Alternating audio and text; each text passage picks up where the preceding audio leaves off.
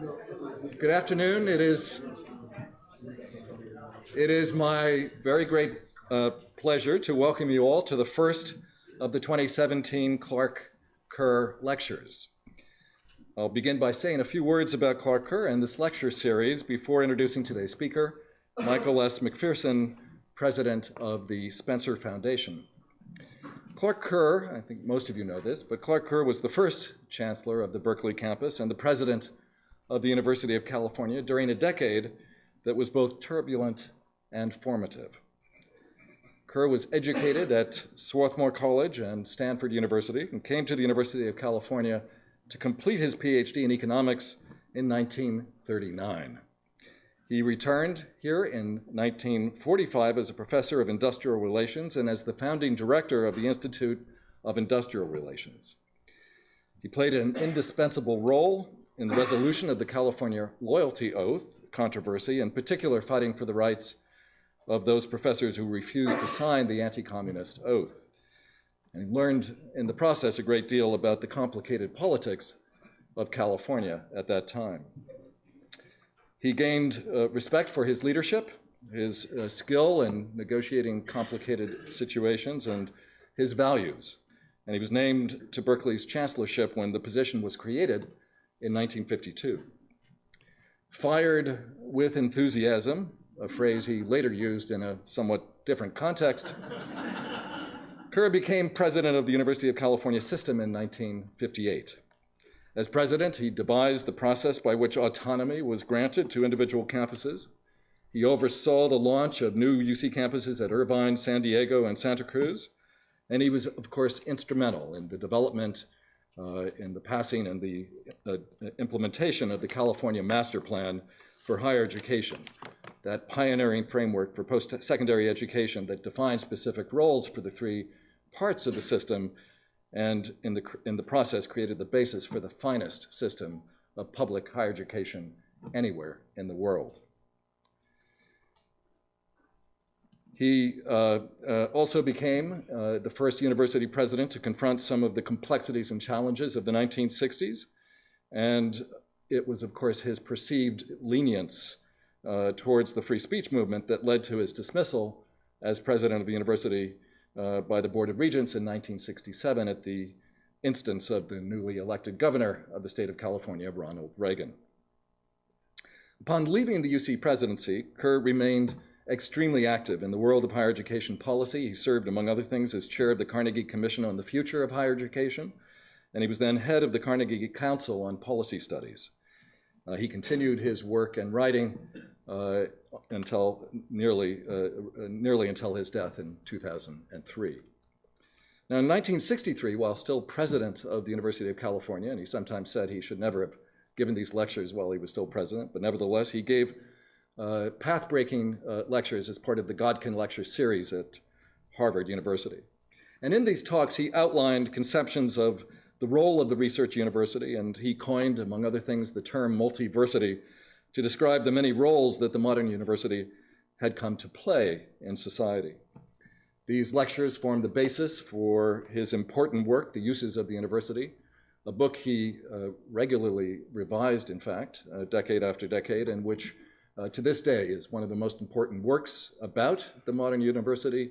And in that work, he actually both describes and analyzes on the one side and predicts and reckons with the implications of some of the things that we're dealing with to the present day, with a prescience that is in many ways unmatched to this day.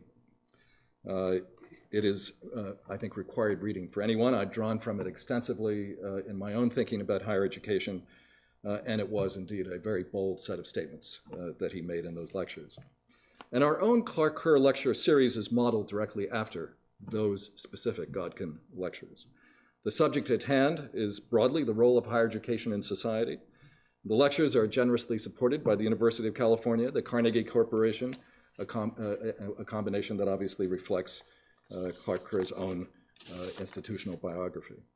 Previous holders of the lectureship include Simon Margetson, Neil Smelzer, Harold Shapiro, Charles Vest, Donald Kennedy, and Hannah Holborn Gray. In 2017, we've taken a somewhat different tack on the Clark Kerr lectures, and we have invited 3 very prominent scholars to each give 1 lecture on the general question of finance and sustainability in higher education, which of course is a subject that we think about a great deal at Berkeley. So let me just say a few words to introduce our first speaker in the series, Michael S. McPherson. Since 2003, Michael McPherson has served as the 5th president of the Spencer Foundation, which is really the nation's leading educational research foundation in Chicago. He's counting the days, or not counting the days, 80 or so, until his retirement, when he will be replaced by our very own Naila Suad Nasir, who we are very sad to see go, but very pleased because of the importance of the foundation and the work it does. Prior to joining the Spencer Foundation, he served as the president of Macalester College in St. Paul, Minnesota for 7 years. He's a renowned economist whose expertise has focused in particular on the interplay between education and economics. Michael spent the 22 years prior to his Macalester presidency as professor of economics, chair of the economics department, and dean of the faculty at Williams College in Western Massachusetts. He holds a BA in mathematics and an MA and PhD in economics, all from the University of Chicago. And Michael is the author and editor of many, many works. He's also the frequent collaborator with the late, much esteemed William Bond. Some of his works include Lesson Plan, An Agenda for Change in American Higher Education, Crossing the Finish Line, Completing College at America's Public Universities, College Access, Opportunity or Privilege, Keeping College Affordable, and Economic Analysis, Moral Philosophy, and Public Policy. He was a founding co-editor of the journal Economics and Philosophy. He has served as a trustee of the College Board, the American Council on Education, my alma mater, Wesleyan University, and the DentaQuest Foundation. He's been a fellow at the Institute for Advanced Study, a senior fellow at the Brookings Institution. And he's currently trustee of McNally Smith College of Music and is president of the Board of Overseers of TIAA-CREF. The title of Michael's talk this afternoon, We Have Two Hands, Coping with the Present While Building Toward the Future of College Opportunity. Please join me in welcoming Michael McPherson. Thank you very much.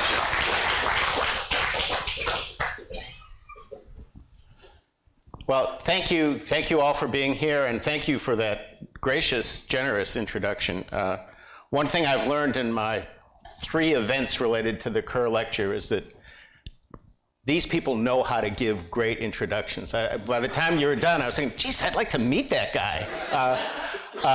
But it is truly an honor to be here, and I could not be more pleased that Naila Nasir is going to succeed me at the Spencer Foundation.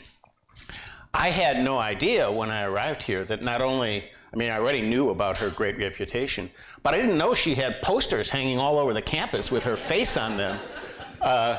So that shows very good judgment on your part. So I want to talk today about the relationship between the near-term challenges facing American higher education, and I'm thinking particularly about the challenges facing disadvantaged and marginalized students in America. The short-term challenges and the long-term needs if we're going to have fundamental improvement over time.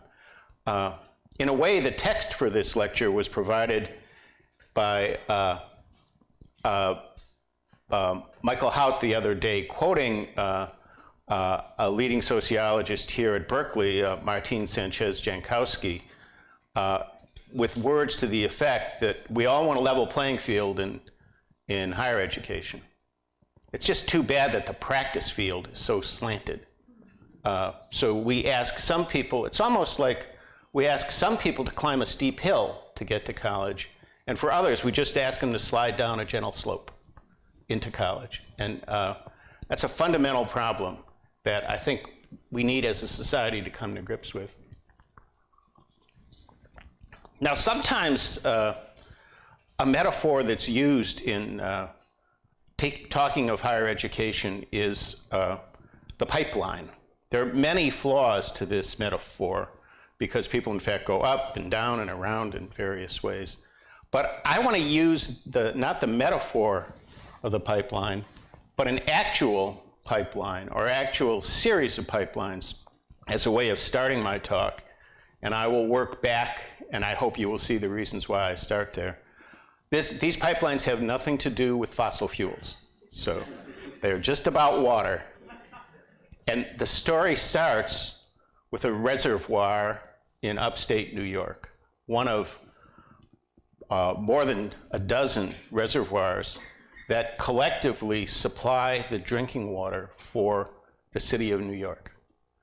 These reservoirs are owned by New York, or at least controlled by New York City, and policed by New York City to make sure there's no funny business going on in terms of what's in the water. This water starts way up north in some cases and is brought down by aqueducts, a number of aqueducts, which are very carefully designed to take advantage of gravity in bringing the water down without any pressure being applied to it. These aqueducts were built serially over much of a century. The most recent of the aqueducts is the Delaware Aqueduct, which was completed in 1945, and which has actually at times had to be repaired because of challenges that it faced. The aqueducts don't actually get the water to the faucets of New York City. The aqueducts have to come through to a tunnel, a very deep tunnel, and the water for Manhattan has been supplied since 1917 by City Tunnel number 1. It's operated without ever stopping for 100 years. There is also, Queens residents will be glad to know, a City Tunnel number 2, which serves Queens, Brooklyn, and the outlying boroughs.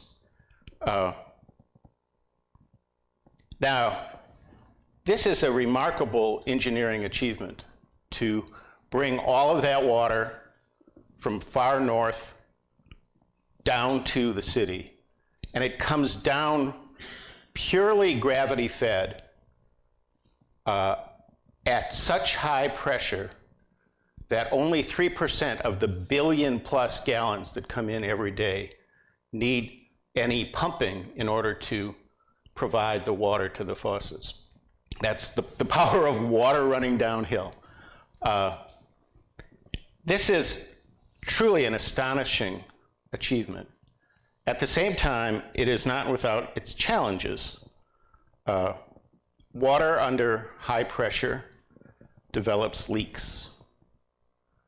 The aqueduct that you're looking at on the previous slide, the Delaware Aqueduct, in fact, developed such a serious set of leaks around Newburgh, New York, that the people who lived around Newburgh started noticing that their lawns were soggy in the middle of dry spells because so much water was pouring out of the cracks in the aqueduct that it was creating a terrible problem. This is not unique to Newburgh. But fortunately, this aqueduct could be shut down for repair because there are a number of aqueducts.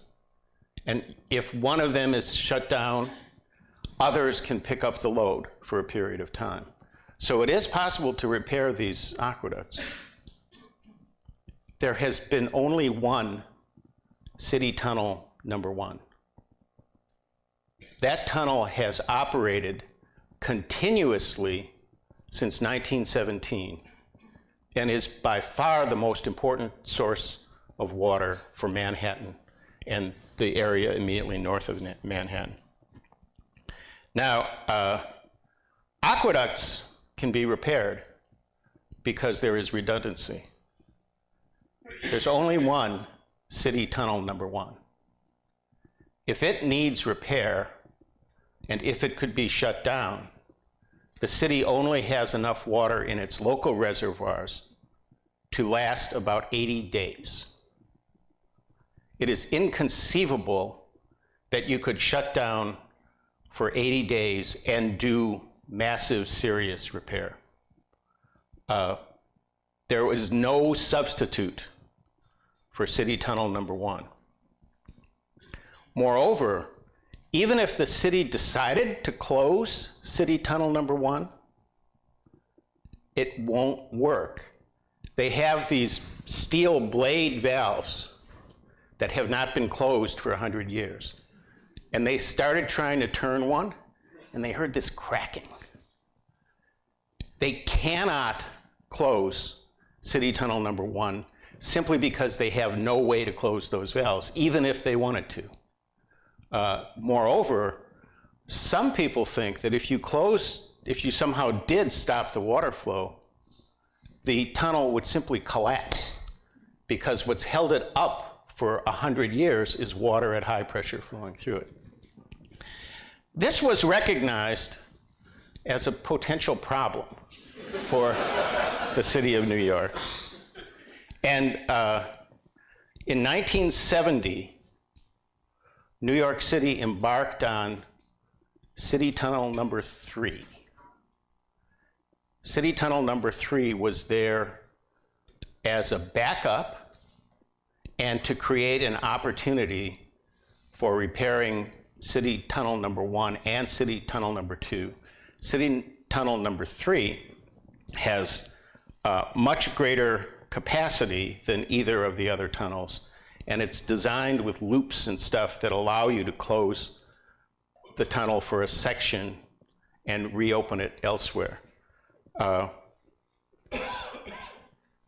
So in 1970, the city embarked on, this is such a cool chart. I hope you can make out some of what's there. This is where the tunnels are under 63rd Street in Manhattan. Up near the top, I think I have a pointer up here.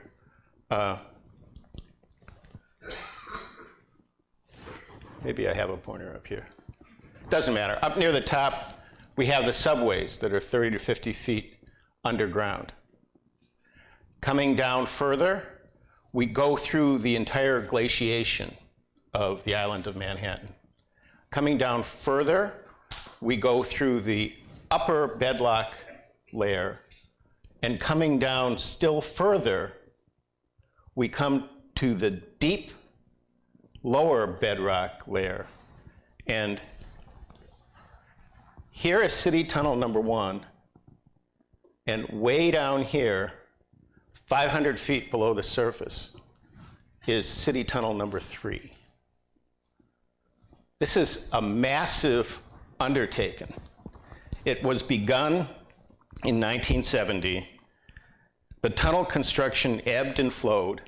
It was an enormously ambitious engineering project. This is the valve chamber, one of the valve chambers for City Tunnel number 3 while it was under construction. Begun in 1970, the tunnel began to perform its function in March of 2017. That is, if my math is right, 47 years. Now you think about that. The city of New York, with some help from the state and by metering the water that people consumed, sustained an infrastructure project for 47 years. Somebody in 1970 said, you know, one of these days we're going to need this thing. We should start now. And the politics went up and down. It won't shock you to know that the most consistent investment in the tunnel occurred when Mike Bloomberg was the mayor. It also occurred right after 9/11, when the thought that the water supply was vulnerable to terrorism really took hold. But even at best, even without any political interference, this would have been a 25 to 30-year project. Now, this is a fantastic engineering feat. And I want to impress on you that this city actually executed this 40-plus year project as a governmental project. Now, I loved preparing for this part of the talk. I could talk about these tunnels forever. It's just such a magnificent, amazing thing that happened. But I thought maybe I should make some kind of connection to higher education as part of this talk. Here's what I want to suggest. This is a big infrastructure project. It's the kind of thing that there's now noise about us doing nationally, replacing bridges and replacing tunnels and doing things like that. But I want you to think for a second about what infrastructure means. Sorry, I repeated this somehow, my ineptitude, some of these words twice, but it means a foundation, a groundwork, a base, a root, a support, and underpinning. What I want to suggest is that an educated population is an important human infrastructure investment. Now, it may seem offensive to compare a tunnel to an educated person, but certainly education is foundational to our democracy, foundational to our economy, foundational to our common life. And although tunnels last, fortunately, 100 years, most infrastructure projects don't last as long as the life of an adult human being. This is very lasting foundations for our society that we lay down when we help people succeed in education from the get-go.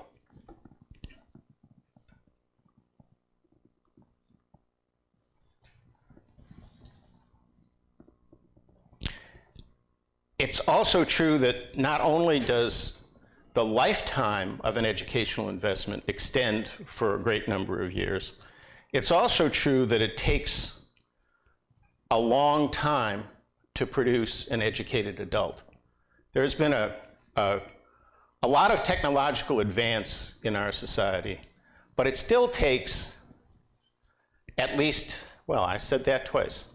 It still takes at least 25 years, and perhaps getting longer, to move from childhood through youth to adulthood and the possibility of being a fully contributing, educated adult.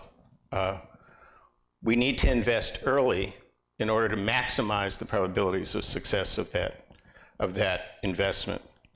To fully register the impact on the workforce and the citizenry of an investment in education takes even longer than that, because what you have is people with more education in each successive generation, which has been true for 150 years, replacing people as they retire who had less education. And so the educational strength of the workforce and the citizenry has built over very long periods of time. What I'm proposing that we need to think about is a multi-generational vision of working toward a stronger economy, a stronger democracy, and a stronger society through sustained investment in education from the beginning of children's lives to their adulthood. Of course, we cannot start from scratch working with the next generation of toddlers to pursue education improvement.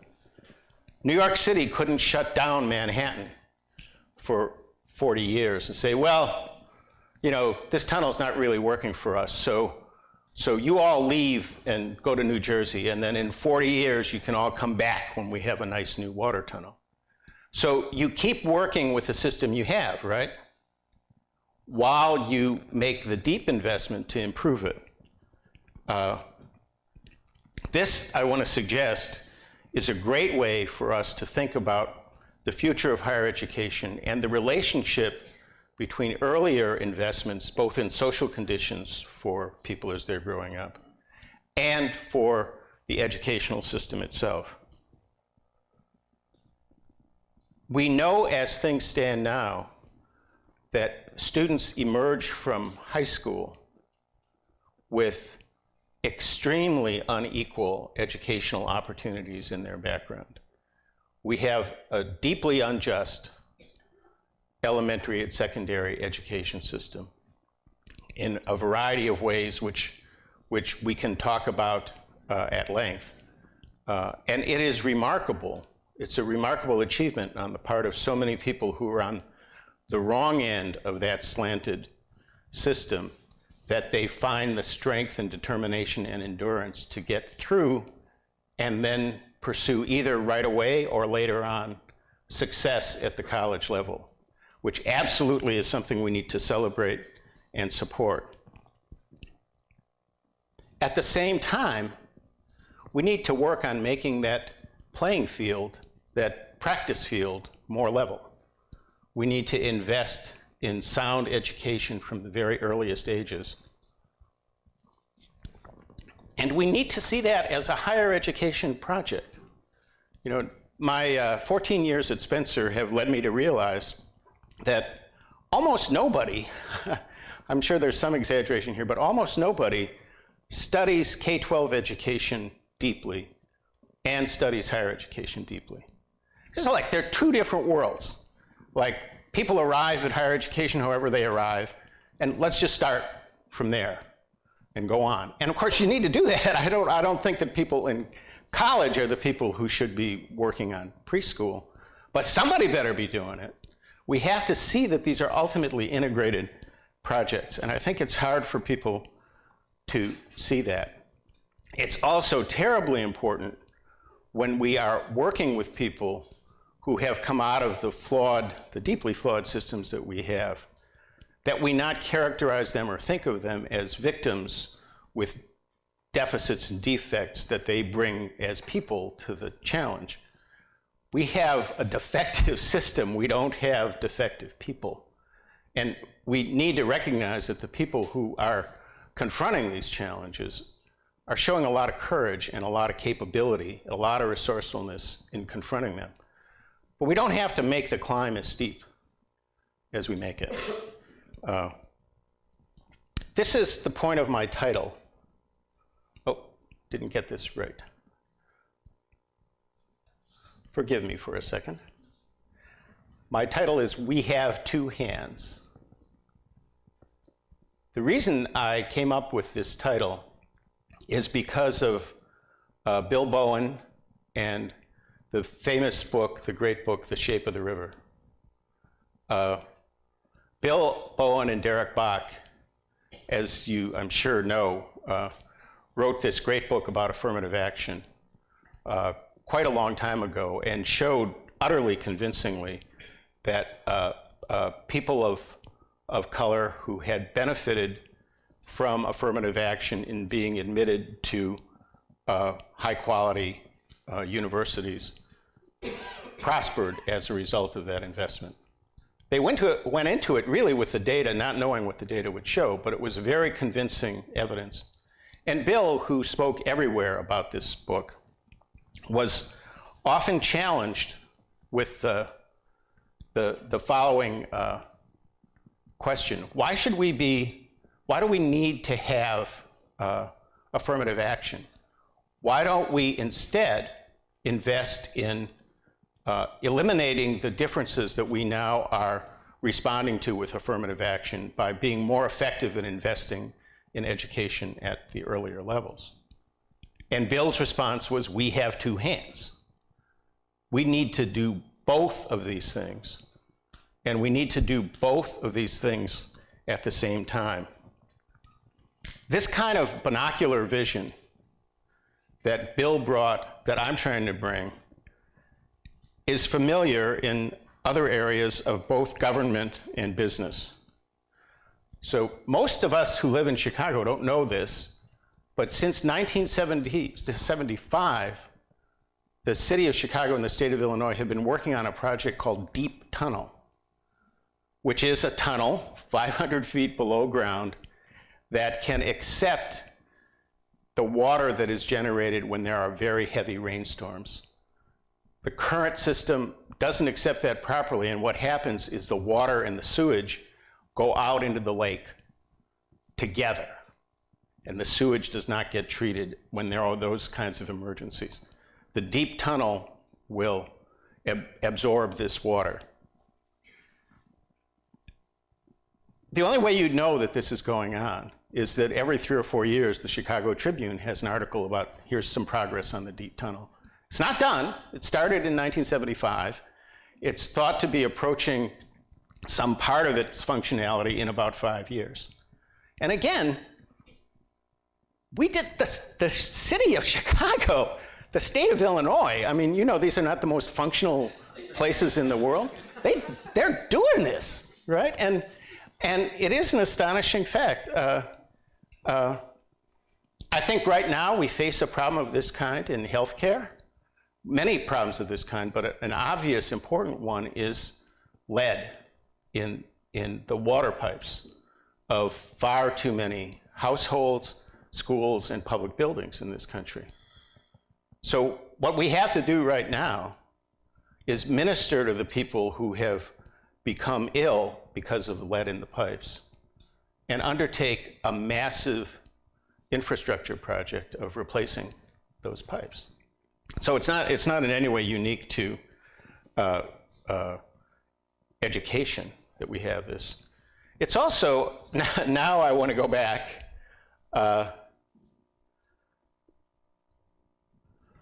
it's very common in business to have to think in multiple time frames. We don't have the plant we want, let's start on it while we operate the plant we have. I love the fact that Reed Hastings, who developed Netflix back a number of years ago, and many of us are old enough to remember taking those little DVD mailers and sending them back and getting some more DVDs. And it was a very functional system. It killed all of the other DVD stores. But when Hastings started on the project, he already knew that DVDs were going to be obsolete. He knew that online delivery was going to wipe out the DVD before too much time had passed. But he didn't think he could wait to establish a brand until there'd be all these people who saw the opportunity. So he built this great brand very effectively and went ahead selling renting these DVDs in mailers, even while he was working toward downloading movies and TV shows to your computer. So that's the kind of long-headedness that, you know, we've seen in these water tunnels, that we see in many business areas. I worry that our impatience about results in education makes it hard for us to sustain this kind of binocular vision. I think it's terribly important. But there's one, now we're back through the shape of the river. There's one particular thing that I think has grown, people have grown in awareness of this in education in the last 15 or 20 years. And Jim Heckman, the Nobel economist at the University of Chicago, who I'm actually pretty sure is gunning to be the first economist to get 2 Nobel Prizes, because he has opened up this entire other area of work that he hadn't had before. He has become kind of the guru, the academic guru for early education, early childhood education. But Jim developed a theory and provides evidence for the theory that is, he calls dynamic complementarity. But his catchphrase, which I think is easier to capture, learning begets learning, skill begets skill, is the familiar proposition that the more you learn, the easier it is to learn more.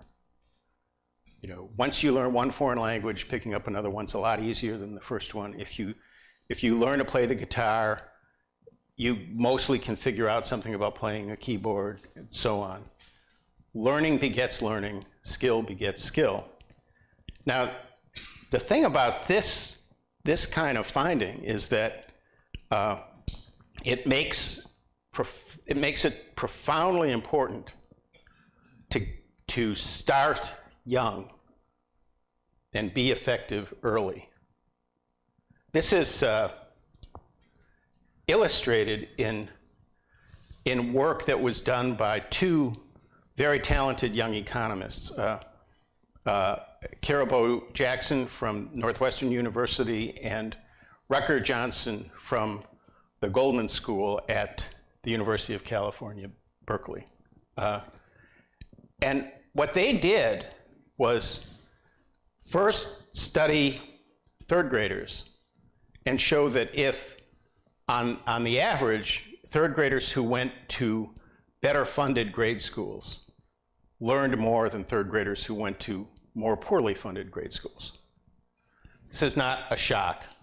But then they compared those among the third graders who had gone to Headstart and those who had not. And it turns out that the amount of improvement in learning that you get in third grade is bigger if you went to Headstart first. So that early start affects later learning.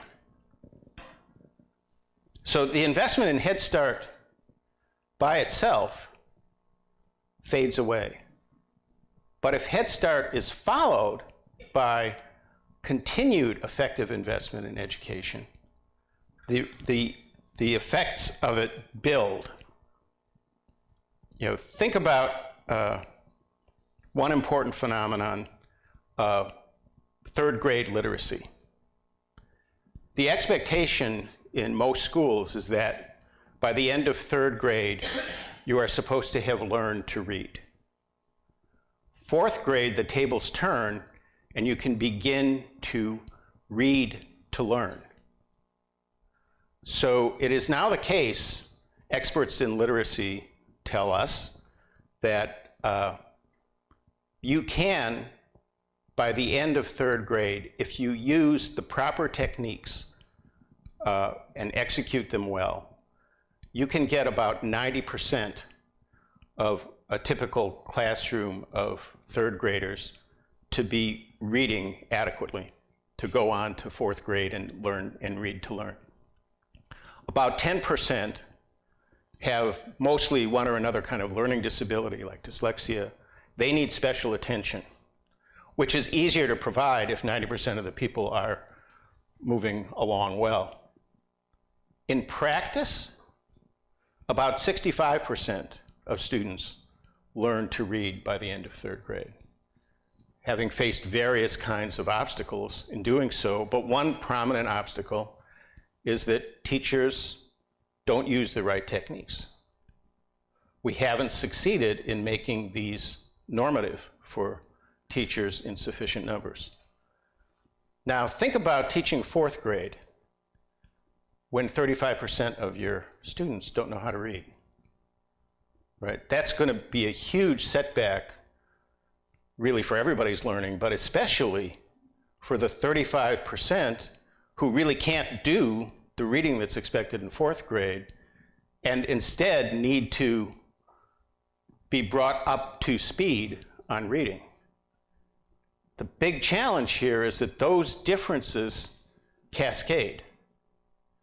If some people are getting great preschool, followed by great first grade, followed by great second grade, and so on, while others don't get preschool or get very cheap, ineffective preschool arrangements and continue on that path, the gaps that are caused by dynamic complementarity, the gaps that are caused by the fact that the more learning you've done, the easier it is to learn more, grow and grow.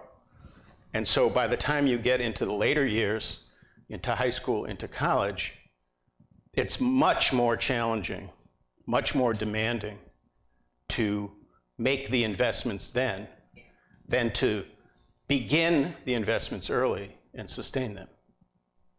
So this, I think, is a profoundly important insight to the degree that it's empirically verified, and certainly more work needs to be done to see that it's empirically verified. But it does suggest that we have to start on this program. To achieve maximum success, we have to start on this program when people are young. Now, I want to try to illustrate this in a more concrete way with a reference to the Lumina Foundation, run by Jamie Marasotis. We are one of the sort of two Midwestern foundations. Jamie's in Indianapolis, we're in Chicago. I win. But he has done an amazing job of articulating a firm goal for 2025 that Lumina has challenged the country to achieve 60% of the population with some kind of meaningful credential in higher education by the year 2025. They issue a report on progress every year. I think they have done more than any other organization to focus energy and attention on this goal, really using two main strategies. One is more college success among college entrants with the kinds of backgrounds that often lead to dropout. So learning to be more effective in delivering good education to people who come from disadvantaged circumstances. And very importantly, reaching out to adults who have had either no or a negative experience in college and getting them to achieve credentials. They've made a lot of progress. I think there is a decent chance that they'll get at least close to that goal. And this is important work to do. I don't want Jamie to change the work that he's doing. But look, Lumina is not going to be investing its resources in preschool. Right? Those preschoolers are going to be in 5th grade in 2025. They're not going to help in the achievement of this goal. This is a near-term goal. It's an absolutely important one, and justice, as well as efficiency, demand that we invest in this. We don't write off people when they're 12 and say, sorry, you had a really crummy elementary school experience, so we're not going to waste any money on you. Instead, these are our citizens. We have treated them poorly. We are going to do what we can in our power at this stage in their lives to enable them to succeed in our society.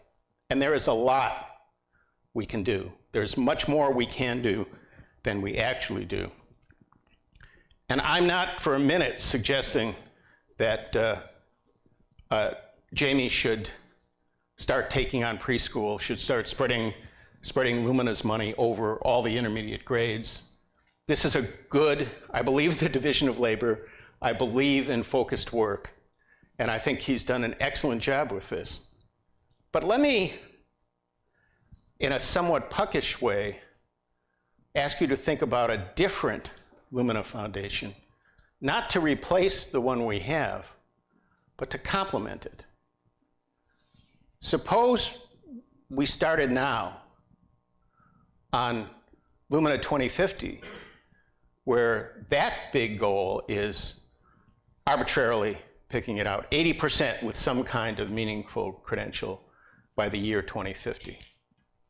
So we have Lumina aiming for 60% with credentials in 8 years.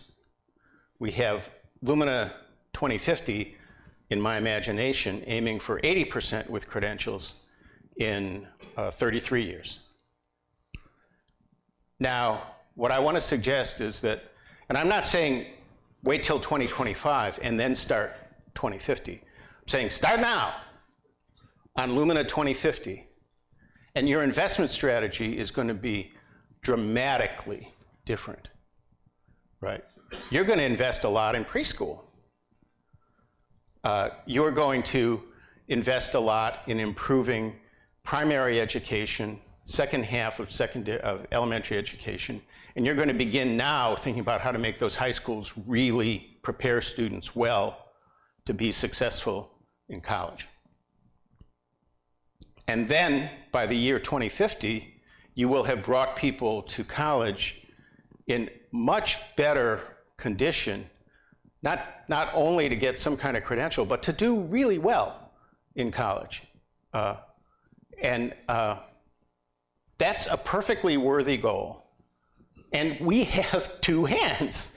We don't have to say we're going to deal with 2025 now, and then we're going to deal with 2050 later. We want people, I want people who are involved in education at every level to think about the larger picture of where you're trying to take the society. We tend to take elementary and secondary education kind of 1 year at a time, like we got to build good preschool and then everything will be fine, or we're going to introduce testing in the elementary schools and then everything will be fine, or we're going to do this or we're going to do that. I think we have to show the kind of both patience and determination that it takes to build the deep tunnel. And I don't think we're a country which comes to that kind of naturally. Now,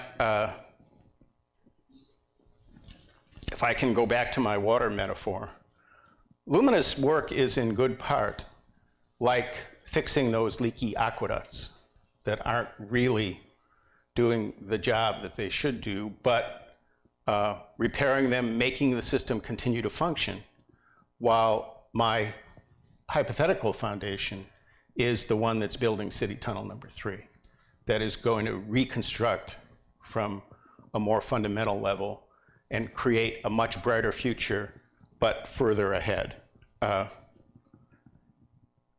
Now, 2050 may sound infinitely far away and unrealistic to plan for. I have a week-old granddaughter. If she starts preschool in 2020, if she goes to school full-time and nothing befalls her, and if she is one of those persons who moves right on into college, she'll get out of college in about 2042 and will be making contributions to our society pretty damn close to 2050. So it's not too early to start on this project in a serious way. Now, obviously, a big question here is, can we do it? Do we actually have the know-how to substantially improve education from the earliest grades? And as somebody once said, yes, we can. We don't know everything. There's tremendous amount of ignorance around a lot of the things we want to understand about what excellence means in instruction, what excellence means in learning. But we know quite a bit. And I think the important thing is we have to recognize that, first, I have 3 things. First, teaching requires great skill. Probably more skill in the early grades than the later grades. And in fact, the early grades, if you buy the story of dynamic complementarity, are super important. You know, Deborah Ball, who for a long time was the dean of education at Michigan, said you can have people who are safe to teach 3rd grade, but are not safe to teach 1st grade. And safe to teach here, I don't want to confuse you with thoughts about violence and things like that. Safe to teach means you're not going to screw up this kid's education in 1st grade. It is so important that you not be allowed to go into a 1st grade classroom unless you really know a lot about how to teach. We don't invest enough about those skills frankly, in our ed schools or other parts of our society. A wonderful book by Elizabeth Green called Building a Better Teacher, How Teaching Works, looks closely at Deborah Ball, among other people, who have really pioneered a more serious kind of clinical preparation route for teaching. I think it's important that we make that kind of investment. We have to switch our minds from thinking about what you got to do is get a great teacher. What you really got to do is get a series of competent teachers, one after the other. There's a lot of evidence that if you have 4 very good teachers in a row, you are going to close the achievement gap for students who have that experience.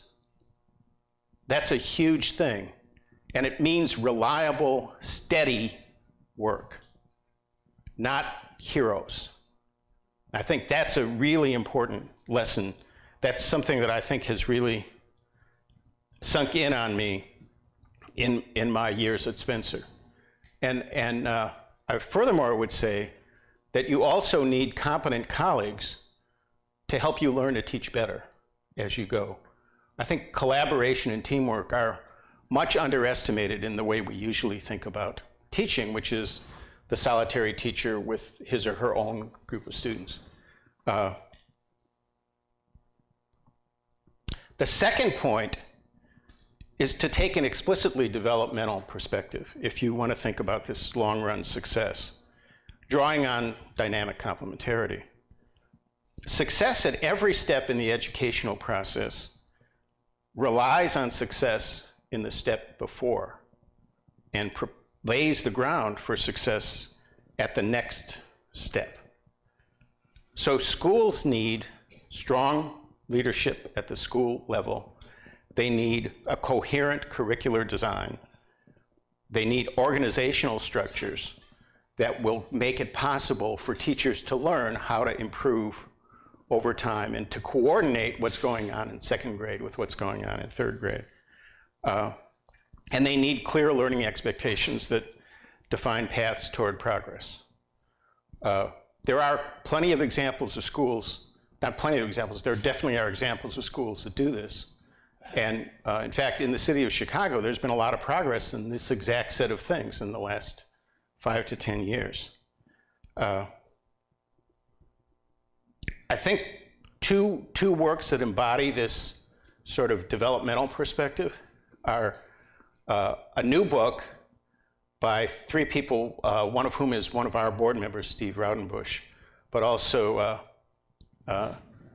Elizabeth Hasrick and Lisa Rosen, which describes the story of the University of Chicago Charter School, which is very deliberately built in this way, with quite systematic approaches to teaching at each level, and a rigorous program of helping people who arrive at the school learn to teach in this particular design. That's what you can do when you start a school from scratch. Restoring Opportunity by Greg Duncan and Dick Murnane looks at exemplars of schools that have figured out how to make progress on this challenging agenda in both elementary school and high school.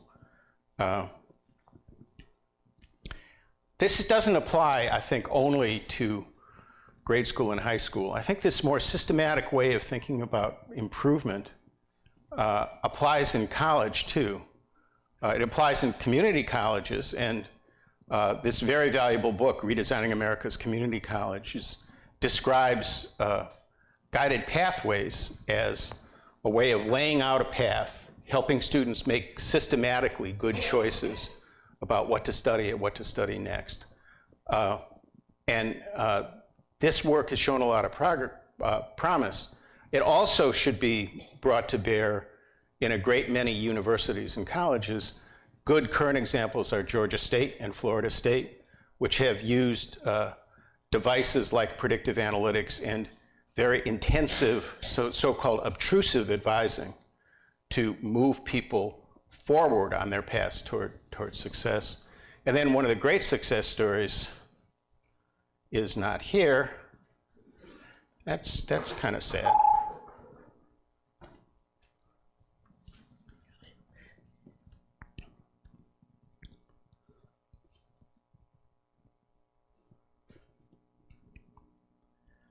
This is my summary.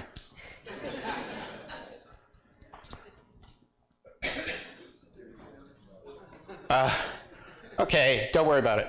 One of the great success stories is a program many of you have undoubtedly heard of at the CUNY community colleges. There's a program called ASAP. accelerated study for associates programs, which provides a very systematic organizational structure for students, which invests, the students are required to go full-time, which is a challenge, and it excludes a number of students. But for those who are able to go full-time, the program provides them with full need funding, provides them with books for free, provides them with free bus passes and transit passes so they can get to school without encountering all kinds of difficulties, and has a very tightly designed curriculum aiming to get people through in 2 or 3 years, much faster than most community colleges do. And they find that their completion rates have gone up by like 40% compared to similar students, that is, other full-time students at other parts of the community college system. This costs about 50% more per student, but it doesn't cost 50% more per graduate, because so much of a larger fraction succeed in community college that it actually has considerable force behind it. So the good news is I'm out of slides, for real, besides being out of slides here. And I want to take just a couple of minutes to raise, for those of you who are engaged by the story I'm telling, what must be the obvious question. All right, maybe we have the know-how. Maybe we could somehow summon the patience. What about the political will? Can we realistically, in a political sense, accomplish something with a 40-year horizon in education? This may not be the year. I would really like to bring that question up if I had any choice about it. There's always the wait till 3 years from now solution to this problem, but seriously, this is a very deep and challenging problem. The one thing I can point to is we do it. We do it for water supply. We do it for sewage supply. We do it for airports. We have the potential to do this. And I think, much as New York City's success built on the way they could control their environment with modest support from the state, this was never a federal project. That water project was never a federal project. And it's much more plausible to me that there are some states that could tackle a problem like this and potentially persist on it. I think California has some of the right qualities to do that. You guys big enough to be your own federal government in a lot of ways. I think Governor Brown has more or less suggested, you go do whatever you're doing, we'll take care of the environment. I think it is important to think at more local levels. You know, you can make progress in a city, you can make progress in a state. Making progress in the nation, I think, is a much bigger challenge. I don't think it's completely to be ruled out, but I do think it's important to recognize that even though a project like City Tunnel number 3 has had its ups and downs, you know, certainly Mayor de Blasio has not shown the same constancy of purpose that Bloomberg was able to show for a variety of reasons. I'm not trying to blame any individual. But in some seasons, this gets a priority, in some seasons it doesn't. But that goal is still out there. Once you dig that damn hole, you know, you better take it somewhere. And I do think digging holes, you know, planting commitments, you know, building new runways at airports, these are all things that require people to look pretty far ahead. And they require dedicated funding. And they require that we forget about the magic bullet. The magic bullet was not value-added test scores. The magic bullet is not social emotional learning.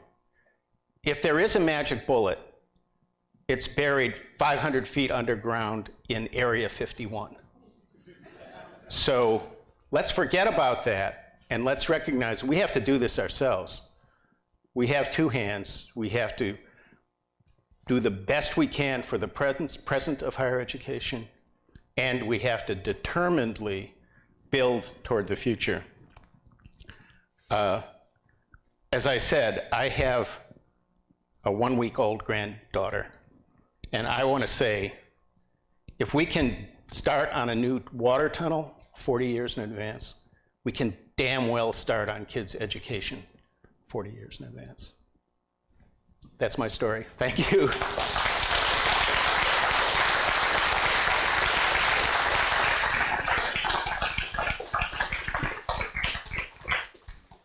some questions. Of course. Yeah. Thank you very much for that wonderful talk. I think I'd love to hear your thoughts on the credentials piece of how we measure success. When we say that March 2017 Tunnel 3 was open, we can say it was open, but we're seeing badges and credentials, and it's not a just degrees credentialing Certainly world not. anymore. So if it gets murky when we're trying to define the finish line, then that makes it a little tougher to define the moonshot up front. Any thoughts, please? Thanks. Yeah. Let's all not use the word moonshot, because the moonshot was a one-time, one-and-done event which did almost nothing for the future and is now just a historical memory of beating the Russians. This is not a moonshot. This is deliberate, purposeful building with an aim in mind. Defining the aims, I think, is a continuing challenge.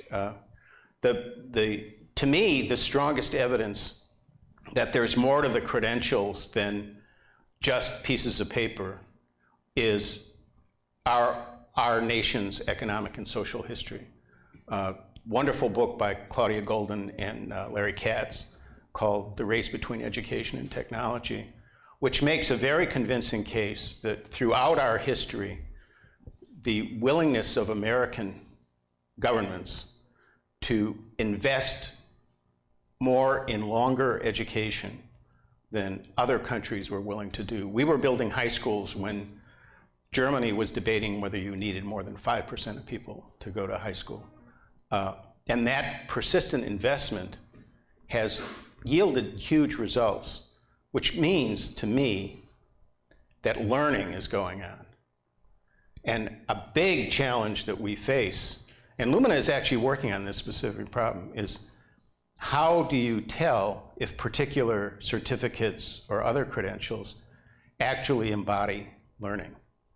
I think we have a long way to go in having good answers to that, and the world is going to continue to change as, it's not going to be as stable as 500 feet underground, but the underlying goals, I think, are persistent.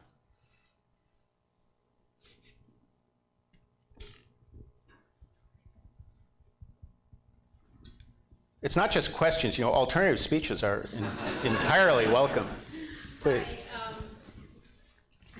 I'm a trustee at a community college close by, and I'm just wondering, what do you think about the free college movement, or the college promise movement? Well, those aren't exactly the same thing. Yeah, well, either. But let me take up free college. There's so much in the details that one really has to pay attention to. If we take the current example in New York State, Governor Cuomo's initiative, it's, first of all, I would say, look, Justice Brandeis suggested that the states are the laboratory of democracy, and I think we do want to encourage states to try different things. And I think we should very much treat this as kind of not a controlled experiment, but as a pilot study that we can look at. But if you look at what actually is in Cuomo's proposal, there are some very unclear parts of it, or at least parts that don't present themselves obviously. So in New York State, most low-income children will get no benefit from this program because this is a last dollar scholarship, which means if your grant if your tuition at a community college in New York State was paid for by a Pell Grant and state-funded support, you're done. What this program says is, we used to think that people from low incomes deserve more help than people from higher incomes. We don't think that anymore. We want to give just as much help to people who make $80,000 a year as people who make $30,000 a year. That's not my conception of progressivism at its best. And President Obama's proposal for two-year colleges was actually, it was first dollar, which meant you got to keep your Pell, and you could use your Pell for living expenses, which are actually a far bigger consideration for success in community college than tuition is, because most community colleges are already priced pretty low, and if you get student aid, the big challenge is how do you live while you're going to school? That's where the debt comes from too. So in that sense, it's not necessarily addressing what I think of as the most important problem. Then the other thing is this wrinkle which emerged kind of at the last minute, that you're going to have to, your free tuition turns into a loan if you leave the state. Yeah. People aren't going to understand that when they, they're not going to understand that they get a job in Manhattan and they move to Teaneck and all of a sudden they owe, some thousands of dollars that they didn't have in mind to owe. And I think that's going to prove to be very awkward. There's other stuff too. Any of these designs that have been attempted by the states, I think, need careful, rigorous attention. But if you think about the national picture, the national context, here's what really worries me about free college. The people facing the biggest challenge are going to the places that get the least resources as schools. Yes. And they don't need so much free tuition as they need money to help them pay their living expenses while they're in school. If instead we say Berkeley students should go to college free, we don't get to spend that money twice, right? And I think, although, Berkeley, I'm totally fine with high-need Berkeley students getting all the help they need, but there are plenty of Berkeley students who are a hell of a lot less needy than the people who are going to these community colleges. And I just think it's income redistribution the wrong direction. Thank you. That's where I stand. Thanks. Mike, I wonder if you can comment on a scaling problem. So specifically, for example, here at Berkeley, you mentioned that. You mentioned a charter school in Chicago. We have a charter school here at Berkeley called Cal Prep, yeah, which is phenomenally successful. We're very proud of it. But its success rests on three things. First of all, a significant infusion of cash. Second, dedicated parents. And third, outstanding teachers. And so with those three ingredients, then we have a large population of people from non-traditional backgrounds. They're all graduating, they're all going off to college. We start them very early. And so if you like, we have a formula that works, and I know there are many other charter schools that do. But I already gave you the three conditions that turn out to be necessary for well, we don't actually know if they're necessary. We know they're sufficient, right? To go back to your mathematical roots. Yeah, yeah. So they're sufficient. But sort of, from my point of view at least, the challenge is how do you go from there to the population of over 300 million people and their families? And personally, I don't see any route. With your optimism of 2050, you must see a pathway. I do think there are pathways. To do really good elementary and secondary schools is going to cost more than to do what we do now. We're going to have to spend money that goes in the direction of what a typical student at New Trier gets, or at any of the suburban high schools that many of the Berkeley students have come from. But in fact, the University of Chicago Charter School spends about $3,000 more per student than do the Chicago public schools, which spend about $10,000 per student. That's a serious amount of money. But a lot of the spending at that level depends on political will and what we think is important for the future of the society. I do not think we need great teachers in every classroom. What we need is competent teachers in every classroom, and we hang on to this crazy idea that teachers are born, not made. I am absolutely convinced that that's not true any more than surgeons are born. Here, we'll just let you operate on a few people, and if they survive, fine, you obviously have it. You know, we are so unsystematic about how we think about this, and it may take us 20 years to figure it out, in which case I've got a 70-year problem. But I think what we have to do, right, in a society of our scale, we have to teach ordinary people to teach well. Just teach well, and teach well year after year. I do not actually, if we can build that damn tunnel, which is an engineering marvel. I mean, you should see the machine. I could talk about this for another hour. You should see the machines that they use to do this. I mean, building that first city tunnel number 1, 240 men gave up their lives doing that. It's safer now than it was then. 24 men. It seems to be all men who work in these tunnels. But 24 people have lost their lives doing this tunnel. So it's a big challenge. It's big work, big effort. But I think it's much more a failure of will than it is a failure of resources. I am, in that sense, a real optimist. But I'll tell you, working so much for 14 years now at Spencer with people who are really serious about strengthening education at the pre-college levels, there's a lot that we know that we don't implement. This is, you know, Steve Rodenbush has used the phrase, we know so much more than we do. And if we just did what we actually know how to do reliably, we would make progress. That's what I would say. First of all, I loved your example of the tunnel. The only problem I have is with the moonshot thing. My father was a rocket scientist, but all the technologies that came out of the moonshot, all the people that are inspired to become engineers, you want to set goals. Like Elon is setting all these goals.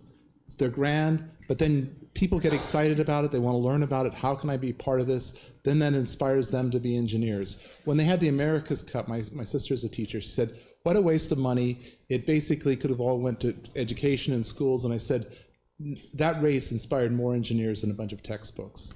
So the idea is to set goals and then have a way that paths can be gotten to. I think one of the things we can address is with the internet, there's a lot of kids out there that have special interests. Give them those aspirations and then give them an opportunity to learn that. I think MOOCs are a great way. Incorporate technologies with teachers, and I think that's the right path for creating an educational system, and then have goals that they can achieve to aspire to.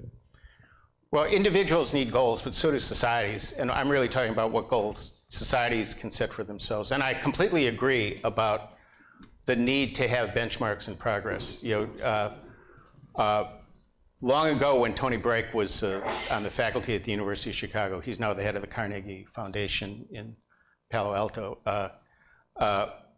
he said to me that if you want to build a runway at O'Hare, it's going to take 10 to 15 years to build it. If a superintendent of schools came into the city of Chicago and said, I'm going to make the schools better, but it's going to take 10 or 15 years, he would be on the next bus. Right? We want instant results. This is a huge obstacle. The space race went fast, but it certainly wasn't instant. And I vividly remember the explosions and the deaths and the stuff that went along the way. So we need those social goals too. Technology is a complicated matter. I think it's significant that most of the people who have ever completed MOOCs already have bachelor's degrees or more, and everything we know in comparing online education and higher education, in the higher education space, comparing online education to face-to-face education, even when you're talking about 500 students in a lecture versus looking at the lecture basically on TV, disadvantaged students do worse than students with better earlier preparation. So technology will find its way into everything we do in ways we mostly don't know yet, and I'm not anti-technology. I'm eager to see the surprises, but I wouldn't bet at all on the technologies we're using right now. I don't think they work well at all. So.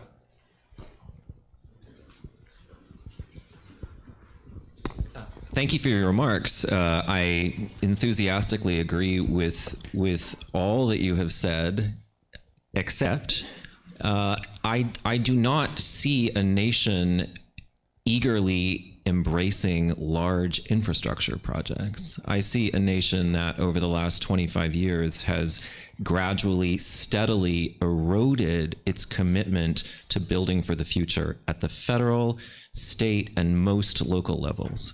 So presume we have the ambition, what do we do to create the political capacity to turn that ambition into tractable investment? Yeah, I can match you pessimism for pessimism on that one, Mitchell. I believe it's the case that the picture at state and local levels, especially local levels, is more variegated than what we've seen at the national level. I don't believe that the current administration is actually going to produce massive public infrastructure projects. They may support projects that can be readily privatized, and that's a real limitation. The political system, like other things in the world, is capable of surprises and is capable of focus. You know, I think I'm a distant observer of California K-12 education, but it does seem to me that, you know, Mike Kerr and company have built on kind of the same step at a time, you know, careful. They've certainly done a much better job with the Common Core than many other states have done. So there are capable people with, maybe they're all as old as Mike, but with, who is even older than I am.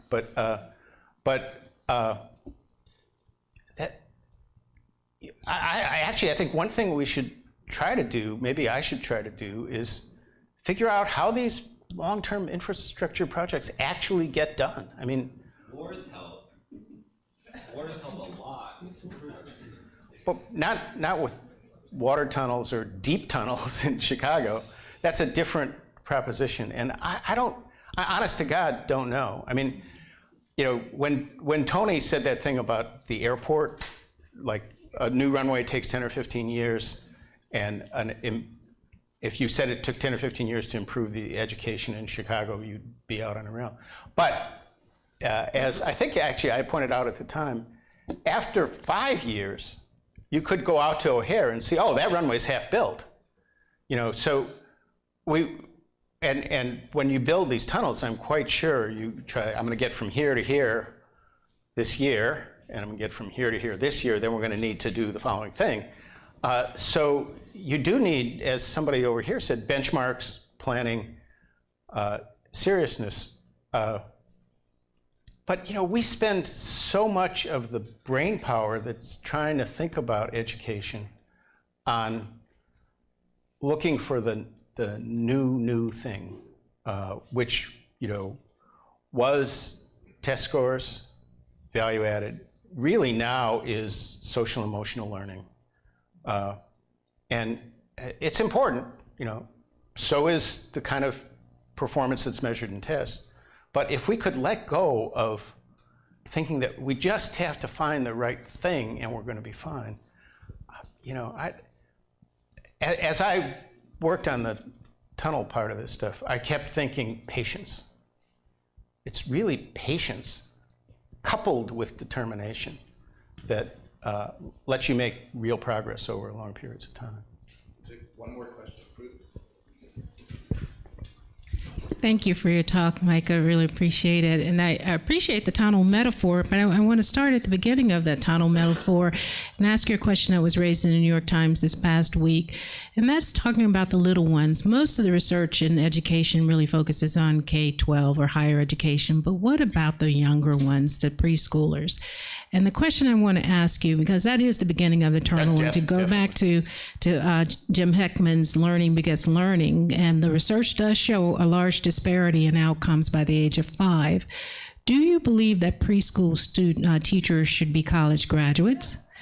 And the question is, what is the role of higher educational institutions like ours in preparing preschool teachers or other educational organizations? Where do we begin with the preparation of preschool teachers? Should they be college graduates? Should we mandate that, since that's such a critical period according to the research? My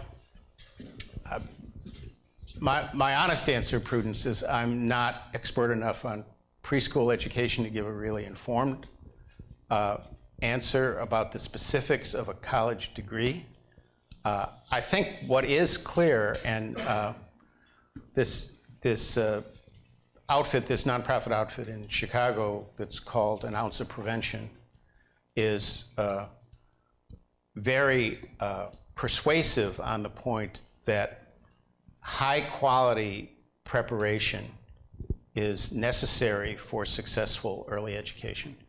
And I don't have any doubt that there are a lot of people who are doing this job who have not had high quality preparation for the work. Now, whether the necessary preparation requires a bachelor's degree, or whether it would be possible to have really good 2-year programs that do it, requires a level of expertise about what do you really need to know that I simply lack. But I think the underlying conceptual point is, as with Deborah Ball saying about first grade, these are really precious years. And I would invite you to go back further, actually, to the, I don't want to go too far away from education into healthcare and the other deep needs in many of the neighborhoods that we want to invest in, but good prenatal care and a healthy upbringing in the first couple of years, you can take this thing back as far as you want. I think all of that is really important. And I do think that the powers that we see in preschool education come from, probably the most famous experiment in education was the Perry Preschool program, where back in the 1950s, somebody at the University of Michigan decided to see if they could raise students' IQs, that was the measuring instrument of the day, by